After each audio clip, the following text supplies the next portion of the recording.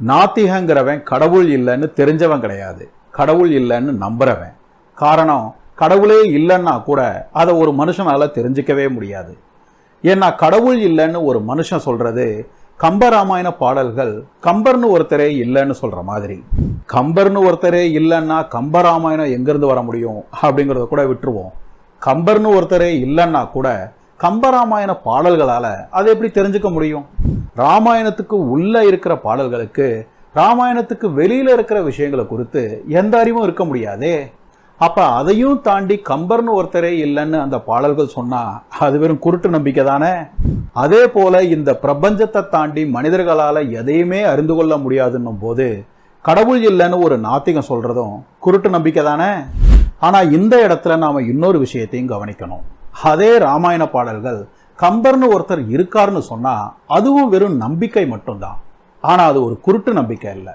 ஏன்னா திடீர்னு ஒரு நாள் பிறப்பெடுத்த அந்த பாடல்கள் தங்களோட பிறப்புக்கு காரணமா ஒரு புலவன் இருக்கணும்னு நம்புறது எப்படி குருட்டு நம்பிக்கையாகும்? மொத்தத்துல நாத்திகம் ஒரு குருட்டு நம்பிக்கைங்கிறதால ஒரு ஆத்திகனா இருக்கிறத விட ஒரு நாத்திகனா இருக்கிறதுக்கு தான் அதிகமான வரட்டுப்பிடிவாதம் தேவை. ஆனா இந்த வாதத்துக்கு பிரபல நாத்திகர் சாம் ஹாரிஸ் ஒரு பதில் சொல்லியிருக்காரு. அது என்னன்னு நீங்களே பாருங்க. நீங்க மற்றவங்களோட கடவுள்களை நம்புறதில்லை, ஏன்னா அந்த கடவுள்களோட இருப்புக்கு எந்த ஆதாரமும் இல்லைன்னு நீங்க பாக்குறீங்க. அதே போல நாங்க ஒரு ஸ்டெப் எக்ஸ்ட்ரா போய் உங்க கடவுளையும் சேர்த்து நம்புறதில்லை, ஏன்னா உங்க கடவுளோட இருப்புக்கும் எந்த ஆதாரமும் இல்லைன்னு நாங்க பாக்குறோம். இதுல குருட்டு நம்பிக்கை எங்க இருந்து வந்துச்சு அப்படிங்கிறது அவரோட வாதம். ஆனா இது ஒரு யோக்கியமான வாதம் இல்லை. சொல்ல போனா இது ஒரு சாமர்த்தியமான எஸ்கேப். எப்படின்னு கேக்குறீங்களா?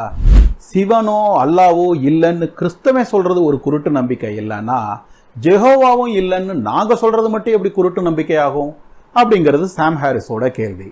ஆனா ஜெகோவா இல்லைன்னு சொல்றது ஒரு குருட்டு நம்பிக்கை அல்லது சிவன் இல்லைன்னு சொல்றது ஒரு குருட்டு நம்பிக்கை அப்படிங்கறத ஆத்திகர்களோட வாதம். கடவுளே இல்லைன்னு சொல்றது ஒரு குருட்டு நம்பிக்கை அப்படிங்கிறது தானே எங்க வாதம்.